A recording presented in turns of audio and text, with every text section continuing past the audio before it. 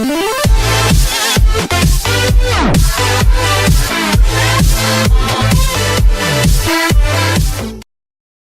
Jake Arrieta, another high-priced Scott Boras client, be destined for the Nationals?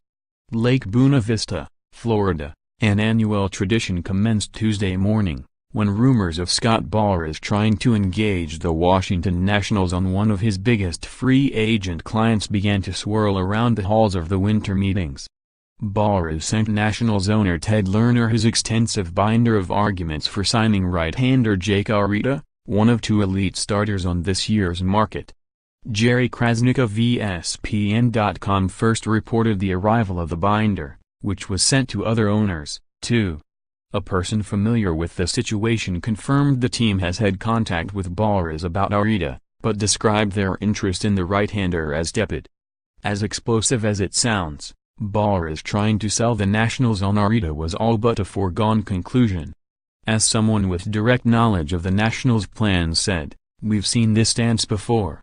Boras's relationship with Lerner has facilitated more than one deal for an expensive player the Nationals did not initially pursue with much gusto, something that has happened so often it qualifies as a tradition. General manager Mike Rizzo did not pursue closer Rafael Soriano, but suddenly found himself signing the reliever before the 2013 season. The Nationals had the best rotation in baseball before the 2015 season, then signed Max Scherzer to the biggest contract in team history. The Nationals had traded for an everyday catcher in Derek Norris last winter, then inked Matt Wieters to a 2-year deal before spring training. As more than one industry insider has said this week about the Nationals and Arrieta, given Boras's relationship with the Lerners, you can never rule it out. But unlike the cases of Wieters or even Scherzer, when the Nationals had no glaring need for either, they do have a hole in the rotation this winter. Rizzo has used the word depth when describing what he is looking for this winter, but what he really needs is a fifth starter, or someone to slot in the middle of the rotation and bump Gio Gonzalez and Tanner Roark down a spot. Gonzalez's contract is up after the 2018 season, meaning the Nationals will have to fill another spot in 2019, too. Joe Ross should be healthy by then, and Eric Fed should be ready. But Rizzo has never been one to add mediocre options just to add them, nor one to rely on unproven options when he can find proven.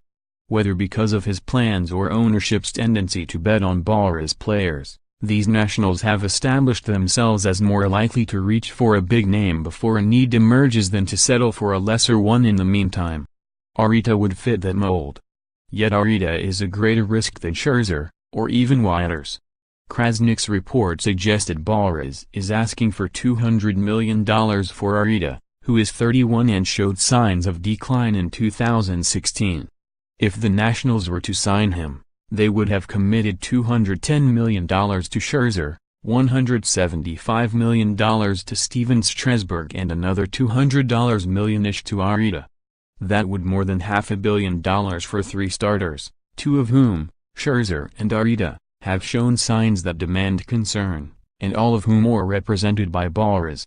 The Nationals would have 3 starters with massive contracts heading into their mid to late 30s, a major risk with the potential to cripple them financially. The Nationals crossed the luxury tax threshold for the first time this season, and have more than $170 million committed to 2018 payroll already, according to Cut's baseball contracts. Rizzo said Monday he does not expect the Nationals to be restricted financially this offseason, but signing Arrieta would almost certainly guarantee they cross the threshold again, thereby incurring greater penalties than the eminently tolerable ones levied on first-time offenders. Arrieta certainly would help for the short term. With Bryce Harper, Daniel Murphy and others entering their final seasons before free agency, 2018 might represent the last chance for this core group of Nationals to push for the World Series. Arrieta, the 2015 Cy Young Award winner who bounced back with a 2.28 second-half ERA, would slide behind Scherzer and Strasburg to create the kind of super rotation the Nationals built before the 2015 season, too. Gonzalez could be their 4th starter, and Roark their 5th, a formidable short-term setup, despite the financial risks it would present long-term.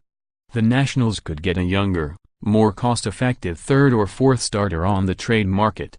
Pittsburgh Pirates right-hander Jared Cole and Detroit Tigers right-hander Michael Fulmer are among those available, and would cost prospects, not long-term financial instability. The Nationals have not been explicitly linked to either yet. Less expensive free agents such as Lance Lynn and Alex Cobb could also be available. Then again, Arrieta has a long history with new Nationals manager Dave Martinez, who was his bench coach with the Chicago Cubs. More importantly, Boras has a long history of engaging the Nationals on his big-name clients, regardless if the Nationals would have looked at them otherwise. Discussion was inevitable. A deal is far from it. But with Boras, Lerner and the Nationals, you just can't rule it out. Read more on the Nationals. New Nationals manager Dave Martinez shows he can talk a good game at winter meetings. Nats GM Mike Rizzo again hunts for value and fit. Nationals manager Dave Martinez expects Adam Eaton to lead off next year. Winter meetings expected to bring a flurry of activity. With the Nationals in the mix, Giancarlo Stanton is a Yankee. Where does that leave Bryce Harper and